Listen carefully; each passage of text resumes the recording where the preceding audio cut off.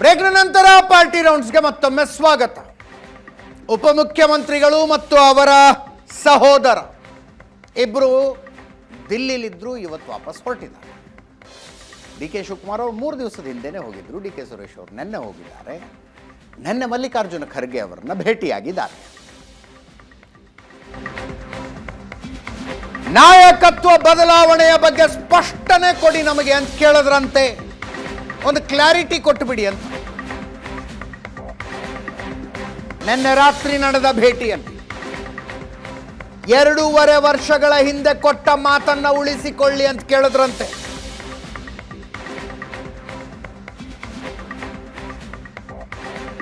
ಅಲ್ಲಿ ತನಕ ಸಂಪುಟ ಪುನಾರಚನೆ ಬೇಡ,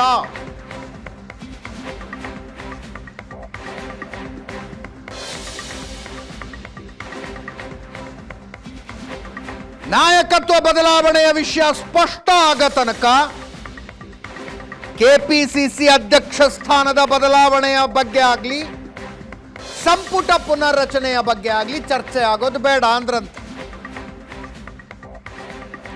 45 ನಿಮಿಷ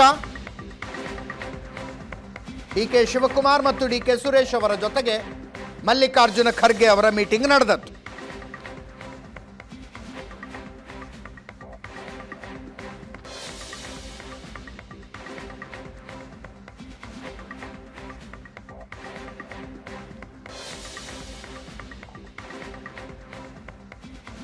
ಆ ಹಿನ್ನೆಲೆಯಲ್ಲಿ ಇವತ್ತು ಸಿದ್ದರಾಮಯ್ಯನವರು ಮಲ್ಲಿಕಾರ್ಜುನ ಖರ್ಗೆ ಅವರ ಮಧ್ಯೆ ನಡೆಯುವ ಭೇಟಿ ಕುತೂಹಲಕಾರಿ. 6:30 ಸುಮಾರಿಗೆ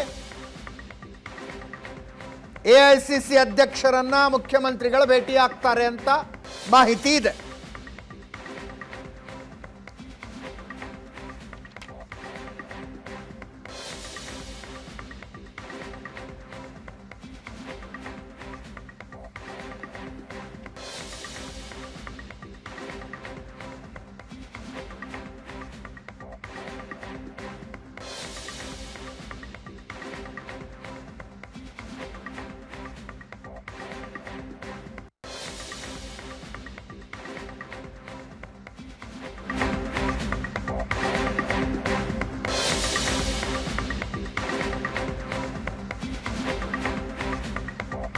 ಈ ಮಧ್ಯದಲ್ಲಿ ಡಿ ಕೆ ಶಿವಕುಮಾರ್ ಅವರು ದೆಹಲಿಯಲ್ಲಿ ಕೊಟ್ಟ ಹೇಳಿಕೆ,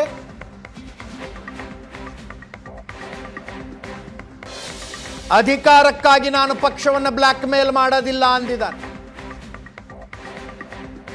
ನಾನೊಬ್ಬ ಶಿಸ್ತಿನ ಸಿಪಾಯಿ ತರ ಕೆಲಸ ಮಾಡ್ತೀನಿ, ಅಧಿಕಾರಕ್ಕೋಸ್ಕರ ಪಕ್ಷವನ್ನು ಬ್ಲ್ಯಾಕ್ ಮೇಲ್ ಮಾಡಲ್ಲ.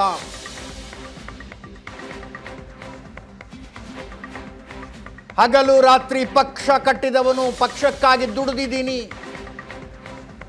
ಇನ್ನು ಮುಂದೇನೂ ರಾಜ್ಯದಲ್ಲಿ ಪಕ್ಷ ಕಟ್ತೀನಿ. ಸಂಪುಟ ಪುನರ್ರಚನೆ ವಿಷಯ ಮುಖ್ಯಮಂತ್ರಿಗಳಿಗೆ ಬಿಟ್ಟದ್ದು.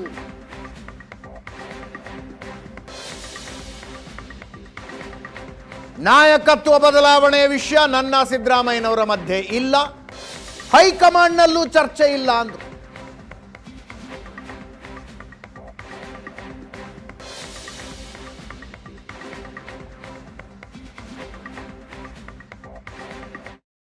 ನಾನ್ಯಾಕೆ ರಾಜೀನಾಮೆ ಕೊಡ್ತೀನಿ ಅಂತ ಹೇಳಿ ಆ ಸಂದರ್ಭ ಏನು ಉದ್ಭವ ಆಗಲಿಲ್ಲ.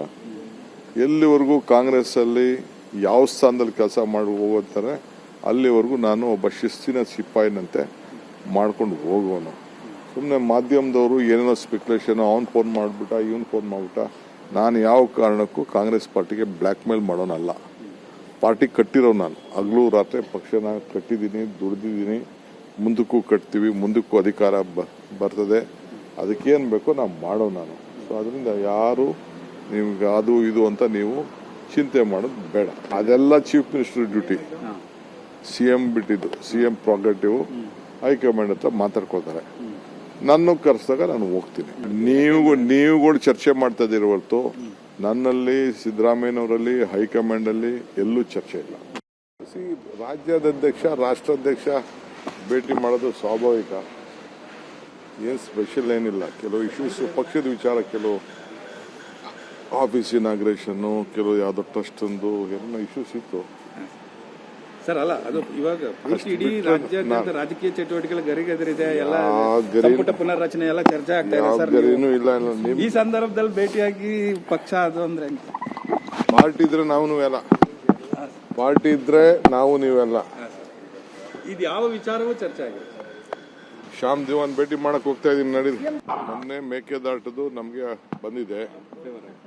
ಆ ಲಾಯರ್ಗೆ ಹೋಗಿ ಕೃತಜ್ಞತೆ ಹೇಳ್ಬೇಕು. ಮುಂದಕ್ಕೆ ನಾವೇನ್ ಮಾಡ್ಬೇಕು, ಯಾಕೆಂದ್ರೆ ನಾಳೆ CNL ಮೀಟಿಂಗ್ ಇಟ್ಕೊಂಡಿದ್ದಾರೆ. So CNL meeting CM fix ಆಗಿದೆ. ಅದು ನಾವೇನ್ ಮಾಡಬೇಕು ಅಂತ ಅಂದ್ಬಿಟ್ಟು ಒಂದು ಡೈರೆಕ್ಷನ್ಸ್ನ ಚರ್ಚೆ ಮಾಡಬೇಕು. ಅದಕ್ಕೆ ಅವ್ರ ಅಡ್ವೈಸ್ ಕೇಳ್ಬಿಟ್ಟು ಯಾವ ರೀತಿ ಮುಂದಕ್ಕೆ ಹೋಗ್ಬೇಕು ಅಂತ ಹೇಳಿ ಅವ್ರನ್ನೆಲ್ಲ ಅಡ್ವೈಸ್ ತಗೋಬೇಕು. ಸರ್ ಇವತ್ತು ಪ್ರಧಾನಿಯನ್ನು ಭೇಟಿ ಆಗ್ತಾ ಇದ್ದಾರೆ CM ಅವರು. ತಾವು ನನಗೂ ಹೇಳಿದ್ದಾರೆ, ಬಟ್ ನನಗೊಂದು ಫ್ಯಾಮಿಲಿ ಕಮಿಟ್ಮೆಂಟ್ ಇದೆ. ನಾನು ನೋಡ್ತೀನಿ ಮನೇಲಿ ಮಾತಾಡ್ಬಿಟ್ಟು. ಯಾಕಂದ್ರೆ ರಾಜ್ಯದ ಜಲ ಯೋಜನೆಗಳಲ್ಲಿ CM ಎಲ್ಲ ನಾವೆಲ್ಲ ರೆಡಿ ಮಾಡಿಕೊಟ್ಟಿದೀವಿ ಎಲ್ಲ. ದೆಹಲಿಯಲ್ಲೇ ಇದ್ರು DK ಶಿವಕುಮಾರ್ ಅವರು. ಮುಖ್ಯಮಂತ್ರಿಗಳು ಇವತ್ತು ಬೆಳಗ್ಗೆ ಬಂದರು ದಿಲ್ಲಿಗೆ. ಇಬ್ರು ಕರ್ನಾಟಕ ಭವನದಲ್ಲಿ ಮುಖಾಮುಖಿಯಾದರು. ಒಟ್ಟಿಗೆ ಟೀ ಕುಡಿದ್ರು.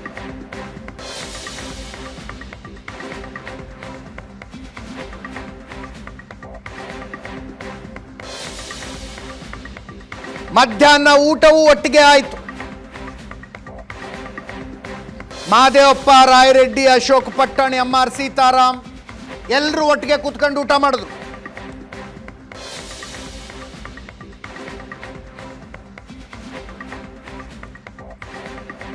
ಆ ಸಂದರ್ಭದಲ್ಲಿ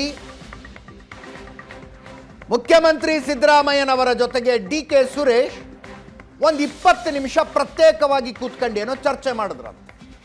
1 to 1 ಒಂದು 20 ನಿಮಿಷ.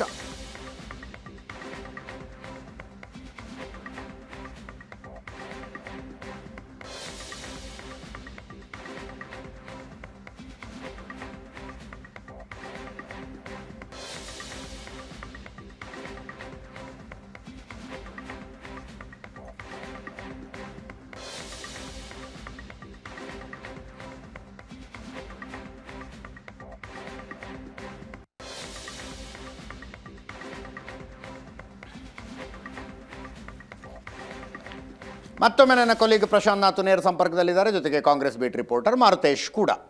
ಇದಕ್ಕೆ ಸಂಬಂಧಪಟ್ಟ ಸುದ್ದಿಗಳು ಹೊರಗೆ ಬರೋದು ಹೆಂಗೆ ಅಂದರೆ, ಈ ಮುಖ್ಯಮಂತ್ರಿಗಳ ಜೊತೆಗೂ 4 ಜನ ಇರ್ತಾರೆ, ಉಪಮುಖ್ಯಮಂತ್ರಿಗಳ ಜೊತೆಗೂ 4 ಜನ ಇರ್ತಾರೆ. ಹಂಗಾಯಿತು ಹಿಂಗಾಯಿತು ಅಂತ ಅವ್ರು ಇಲ್ಲಿ ಮಾತಾಡ್ತಾರೆ. ಯಾರು ಮಾತಾಡಿದ್ರ ಹೆಸರೇನು, ಸೋರ್ಸ್ ಹೆಸರೇನು ಹೇಳಬೇಕಾಗಿಲ್ಲ. ಮಾರುತೇಶ್, ಏನಾಯ್ತಂತೆ ದಿಲ್ಲಿಲಿ? ಊಟಕ್ಕೆ ಕೂತ್ಕೊಂಡಾಗ ಹಿಂಗೆ ಉಭಯ ಕುಶಲೋಪರಿ ಸಾಂಪ್ರತ ಹಾಗೆ ಇತ್ತಾ? ನನಗೆ ಹೆಚ್ಚು ಕುತೂಹಲ ಇರೋದು DK ಸುರೇಶ್ ಸಿದ್ದರಾಮಯ್ಯನವರ 1 to 1 ಭೇಟಿಲಿ ಏನಾಗಿರ್ಬೋದು ಅಂತ. DK ಶಿವಕುಮಾರ್ ಅವರು ಇದ್ದಾಗ ಎಲ್ಲ ನಾಯಕರು ಇದ್ದಂಥ ಸಂದರ್ಭದವರು ಒಟ್ಟಿಗೆ ಒಂದು ಡಿನ್ನರ್ ಟೇಬಲ್ ಇದೆ, ಎಲ್ಲರೂ ಸುತ್ತಮುತ್ತ ಕೂತಿದ್ದಾರೆ, ಎಲ್ಲ ಒಟ್ಟಿಗೆ ಇರುವಾಗ ಏನು ಮಾತುಕತೆಗಳು ನಡೆಯೋಪರಿ ಮಾತ್ರ ಇರುತ್ತೆ. ಈಗ ಕುತೂಹಲ ಇರುವಂಥದ್ದು CM ಮತ್ತು DK ಸುರೇಶ್ ಅವರ ಭೇಟಿಯಲ್ಲಿ ಆಗಿರಬಹುದಾದಂಥ ಚರ್ಚೆ ಏನು ಅಂತ.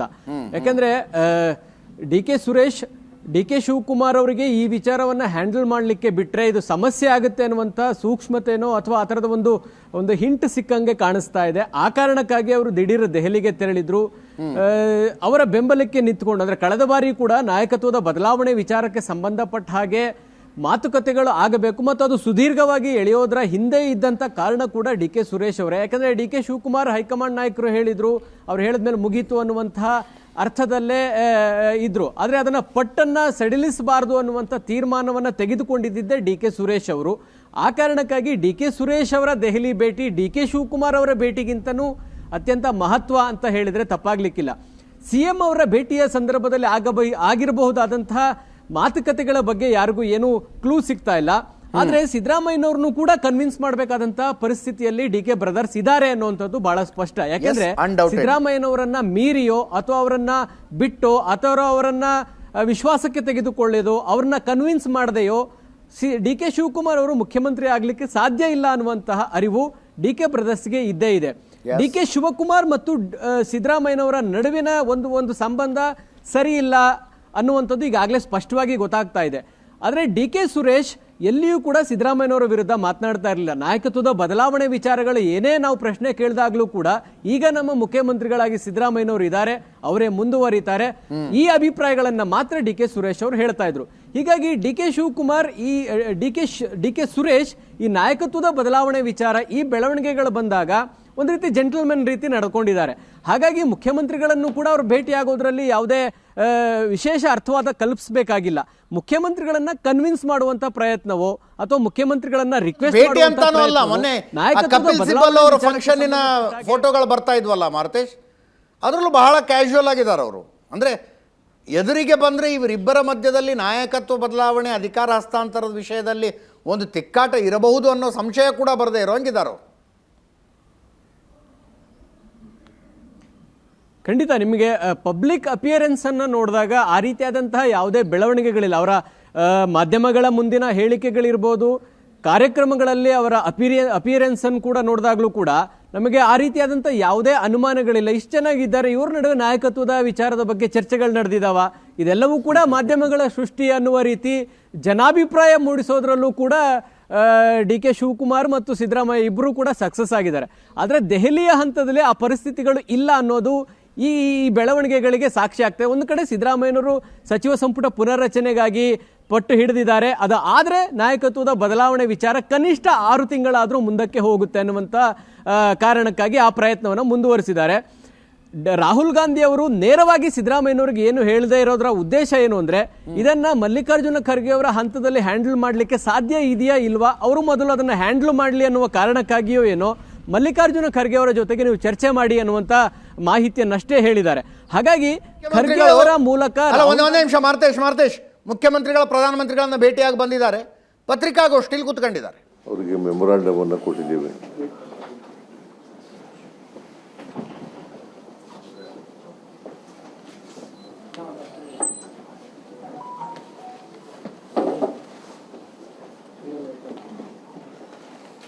ಒಂದನೇದು,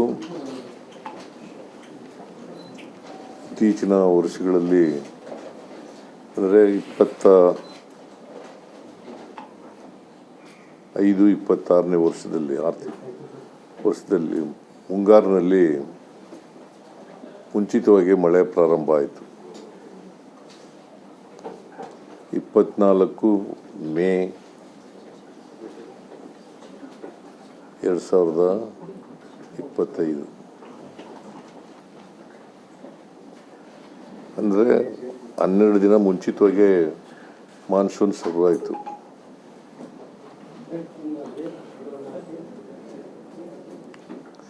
ಬಾಲಕಪ್ಪ,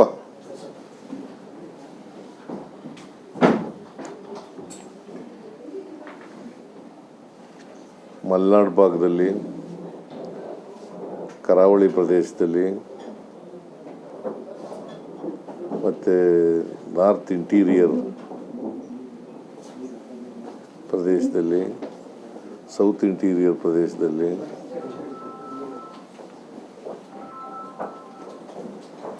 ಮಳೆ ಮೇ ತಿಂಗಳು, ಜೂನ್ ತಿಂಗಳು, ಜುಲೈ ತಿಂಗಳು, ಆಗಸ್ಟ್ ತಿಂಗಳಲ್ಲಿ ಹೆಚ್ಚು ಮಳೆ ಆಯಿತು.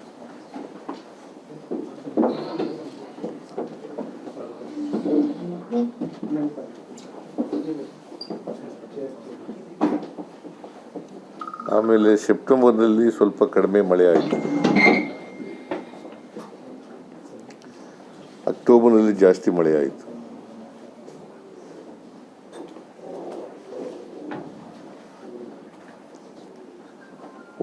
ಒಟ್ಟಾರೆ ರಾಜ್ಯದಲ್ಲಿ ಮಳೆಯಿಂದ 14,50,000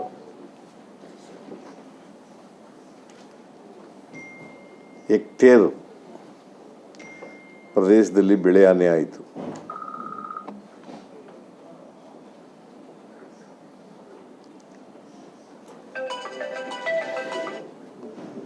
ನಾವು ಎಲ್ಲನೂ ಕೂಡ ಸರ್ವೆ ಮಾಡಿಸಿದ್ದೀವಿ, ಜಂಟಿ ಸರ್ವೆ ಮಾಡಿಸಿದ್ದೀವಿ. ರೆವಿನ್ಯೂ ಡಿಪಾರ್ಟ್ಮೆಂಟ್ನವರು ಮತ್ತು ಅಗ್ರಿಕಲ್ಚರ್ ಡಿಪಾರ್ಟ್ಮೆಂಟ್ನವರು ಜಂಟಿ ಸರ್ವೆ ಆಗಿದೆ. ಜಂಟಿ ಸರ್ವೆ ಆಗಿ ಸುಮಾರು 3,000 ಚಿಲ್ಲರೆ ಎಷ್ಟು ಕೋಟಿ ಬೆಳೆ ಹಾನಿ ಒಟ್ಟು ಪರಿಹಾರ ಆಸ್ತಿ ಹಾನಿ 3,550 ಕೋಟಿ ಆಸ್ತಿ ಹಾನಿ ಆಗಿದೆ. 3,550 ಕೋಟಿ ನಷ್ಟ ಆಗಿದೆ. ಇನ್ಫ್ರಾಸ್ಟ್ರಕ್ಚರ್ ಡ್ಯಾಮೇಜ್, ಆಮೇಲೆ ಅದ್ರ ಜೊತೆಗೆ ಇನ್ಫ್ರಾಸ್ಟ್ರಕ್ಚರ್ ಡ್ಯಾಮೇಜ್ ಕೂಡ ಆಗಿದೆ. ಬೆಳೆ ಹಾನಿ ಸುಮಾರು 10,700 ಕೋಟಿ ಆಗಿದೆ. ಬೆಳೆ ಹಾನಿ 10,700 ಕೋಟಿ ಪ್ಲಸ್ ಇನ್ಫ್ರಾಸ್ಟ್ರಕ್ಚರ್ ಡ್ಯಾಮೇಜು 3,550 ಕೋಟಿ. ಇಷ್ಟು ಕೋಟಿ ಕರ್ನಾಟಕ ರಾಜ್ಯದಲ್ಲಿ ಹಾನಿಯಾಗಿದೆ. ಇದನ್ನೆಲ್ಲ ಎಕ್ಸ್ಪ್ಲೈನ್ ಮಾಡಿದ್ದೀವಿ ಅವರಿಗೆ, ನಮ್ಮ ಮೆಮೊರಾಂಡಮ್ನಲ್ಲಿ ಎಕ್ಸ್ಪ್ಲೈನ್ ಮಾಡಿದ್ದೀವಿ, ಚರ್ಚೆನಲ್ಲೂ ಕೂಡ ಎಕ್ಸ್ಪ್ಲೈನ್ ಮಾಡಿದ್ದೀವಿ. ಈಗ ನಮ್ಮ ಹತ್ರ SDRF ಫಂಡು 900 ಚಿಲ್ಲರೆ ಕೋಟಿ ಅಲ್ಲ 984 ಕೋಟಿ 984 ಕೋಟಿ ಹಣ ಇದೆ. ಇಲ್ಲ 25% ಸ್ಟೇಟ್ ಶೇರ್ ಇದ್ದೇ ಇರ್ತದೆ. 25% SDRFನಲ್ಲಿ 25% ಸ್ಟೇಟ್ ಶೇರ್ ಇರ್ತದೆ, 75% ಕೇಂದ್ರ ಸರ್ಕಾರದ ಇರ್ತದೆ. ಇದು SDRF ಹಣ ಫೈನಾನ್ಸ್ ಕಮಿಷನ್ ಅವರು ನಿಗದಿ ಮಾಡ್ತಕ್ಕಂಥದ್ದು. ನಮ್ಮ ಹತ್ರ 984 ಕೋಟಿ ಇದೆ. ಇನ್ನೂ ನಮಗೆ ಸುಮಾರು 614 ಕೋಟಿ ಬೇಕು.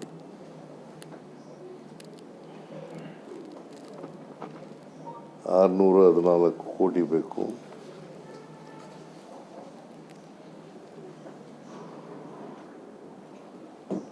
ಅದಕ್ಕೆ ಮೆಮೊರಾಂಡಮನ್ನು ಕೂಡ ಕೊಟ್ಟಿದ್ದೀವಿ. ಅದಲ್ಲದೆ ಸ್ಟೇಟು ಕೂಡ ಕೊಡ್ತಾ ಇದೆ. 1,090 ಕೋಟಿ ರಾಜ್ಯ ಸರ್ಕಾರ ಕೊಡ್ತಾ ಇದೆ. ಖುಷ್ಕಿ ಜಮೀನಿಗೆ 1 ಹೆಕ್ಟೇರ್ಗೆ 17,000 ರೂಪಾಯಿ ಪರಿಹಾರ ಕೊಡ್ತಕ್ಕಂಥದ್ದು. ಆಮೇಲೆ ನೀರಾವರಿ ಜಮೀನಿಗೆ 25,500 ಕೋಟಿ ರೂಪಾಯಿ 500 ರೂಪಾಯಿ 25,500 ರೂಪಾಯಿ ಕೋಟಿ ಅಲ್ಲ 25,500 ರೂಪಾಯಿ 1 ಹೆಕ್ಟೇರ್ಗೆ ಪರಿಹಾರ ಕೊಡೋದು. ಅದು NDRF ನಾರ್ಮ್ಸ್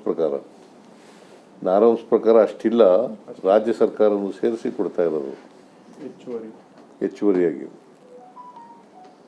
ಆಮೇಲೆ ಬಹುವಾರ್ಷಿಕ ತೋಟಗಾರಿಕೆ ಈ ಬೆಳೆಗಳಿದಾವಲ್ಲ, ಬಹುವಾರ್ಷಿಕ ತೋಟಗಾರಿಕೆ ಪೆರೆನಿಯಲ್ ಕ್ರಾಪ್ಸ್,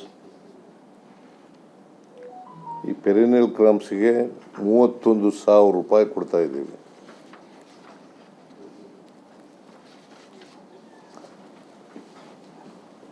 NDRF ನಾರ್ಮ್ಸ್ ಪ್ರಕಾರ ಕೊಡಬೇಕಾಗಿರೋದು ಮತ್ತೆ ಸ್ಟೇಟ್ ಸೇರಿಸಿ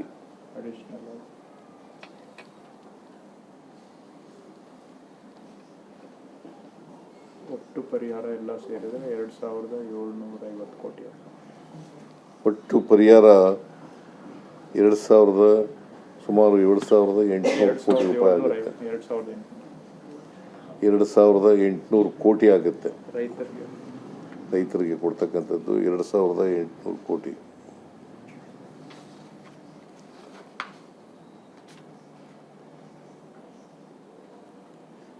NDRF